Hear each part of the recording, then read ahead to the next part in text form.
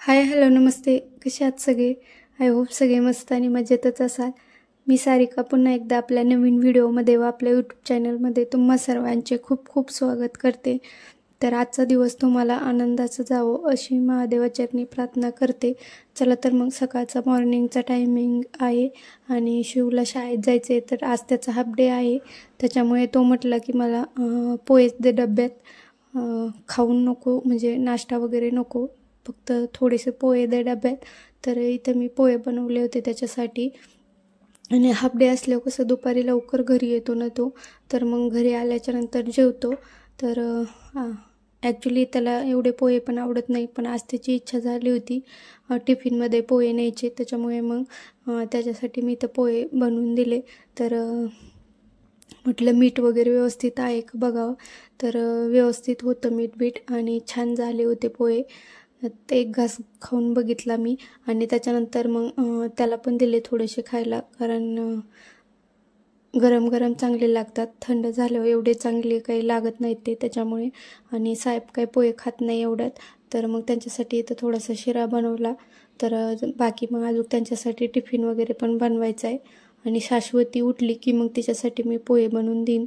तर तिच्यासाठी थोडेसे शिल्लक ठेवले. थंड झाले की ते कडक होतात, त्याच्यामुळे मी काय तिला बनवून ठेवले नाही. म्हटलं ती ज्यावेळेस उठवण ना तर त्यावेळेस तिच्यासाठी बनवीन. तर इथं साहेबांसाठी शेवग्याच्या शेंगाची भाजी पण टाकली टिफिनसाठी. तर त्याच्यानंतर बघा सगळे गेले. मग शाश्वती पण आंघोळ वगैरे झाली आणि ती पण बाहेर खेळायला गेली. तिची काय अजून शाळा चालू झालेली नाही आहे. तर इथं बेड वगैरे सगळं मी आवरून घेतलं, म्हणजे पुसून वगैरे घेतलं. तर तेच तुम्हाला दाखवत होते आत्ता. आणि किचनवरचे भांडे बाकी सगळं आवरलेलं आहे, फक्त फरची वगैरे राहिली होती पुसायची. आणि किचनवर थोडेसेच भांडे होते, तर साईड बाय साईड ते घासणार आहे मी आता.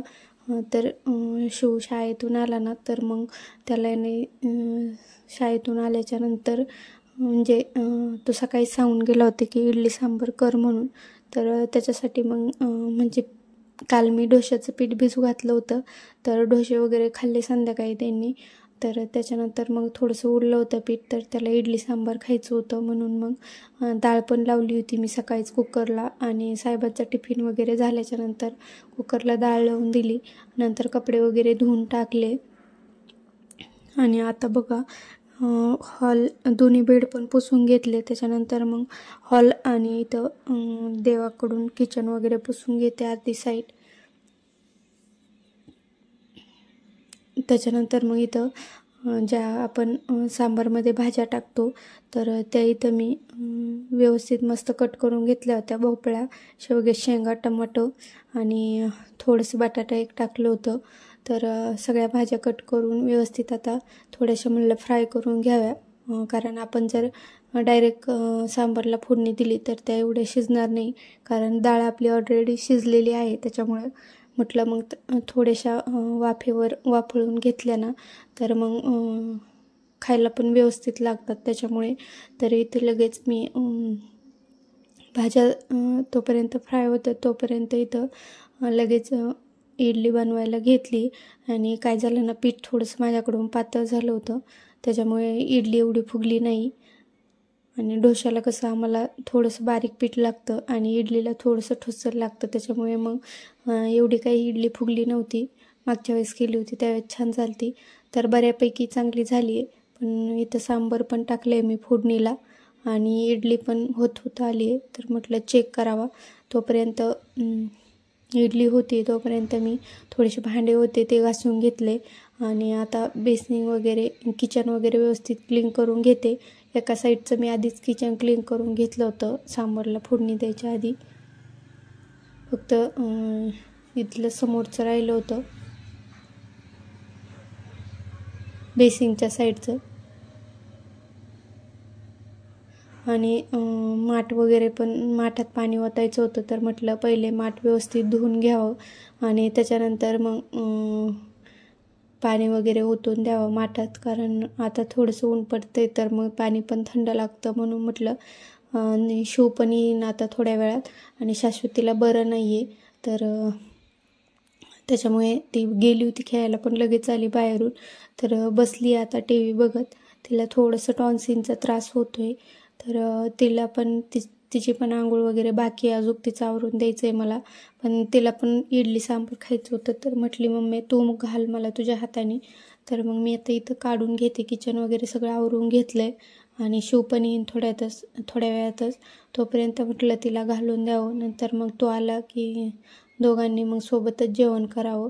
तर चला मग आता इथं मी मस्त तिच्यासाठी इडल्या घेतल्यात आणि सांबारवर थोडंसं तूप टाकलं ना तर छान लागते खूप इडली सांबार. त्याच्यामुळे मग थोडंसं तूप टाकलं आणि इथं ती कोरडीची इडली खात होती, तिला आवडती कोरडी इडली पण आणि सांबारमध्ये पण खाते. तर टी व्ही चालू होती, टी व्ही बघत होती ती, मूवी लावली होती मस्त, तर तेच मी पण बघत होते आणि तिला मस्त जीव घातलं. त्याच्यानंतर तिची आंघोळ बाकी होती, तिने काही आंघोळ केली नव्हती. कसं आजारी असल्यावर मुलं थोडेसे चिडचिड करतात, त्याच्यामुळे मग तिला म्हटलं नको करू तू आंघोळ, मी घालते नंतर. मग तिला आत्ता आधी जीव घातलं, त्याच्यानंतर आंघोळ घातली. तर बघा आता गोळी घेतली तर थोडंसं बरं वाटते, तर लगेच लागली नखरा करायला. तर असा मस्त झट्टू घालून दिला आणि तिला थोडंसं व्यवस्थित झट्टू आला आहे ना आज, तर त्याच्यामुळे तिला खूप आवडला होता. तर ती आरशात बघत होती. मध्ये उन्हाळ्याच्या सुट्ट्यात केस कापले होते सुरुवातीला, तर त्याच्यामुळे एवढे वाढले नाहीत, पण आता थोडंसं झट्टू व्यवस्थित आला आहे तर तिला मस्त वाटते. त्याच्यानंतर मग शिव पण आला, मग लगेच आम्ही दोघांनी इथं जेवायला घेतलं. तर जेवणं वगैरे झाले, थोड्या वेळ आराम केला आणि त्याच्यानंतर हे आपलं मोगऱ्याचं झाड आहे ना, ते थोडंसं असं खाली आलं होतं, तर त्याला म्हटलं थोडंसं वर बांधून घ्यावं.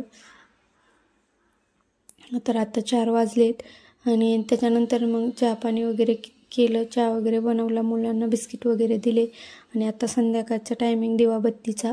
तर इथं देवाला दिवा वगैरे लावून घेतला, म्हणजे दिवा तर आधीच चालू होता, तर दिवा वगैरे लावला, धूप लावलं. त्याच्यानंतर मग संध्याकाळची स्वयंपाकाची तयारी. तर इथं साहेबांसाठी आणि माझ्यासाठी भाकरी बनवली आणि मुलांना चपात्या होत्या सकाळच्या 1-2 शिल्लक. तर चला मग आजच्या व्हिडिओमध्ये एवढंच. पुन्हा भेटू नवीन व्हिडिओमध्ये, तोपर्यंत सगळ्यांना बाय.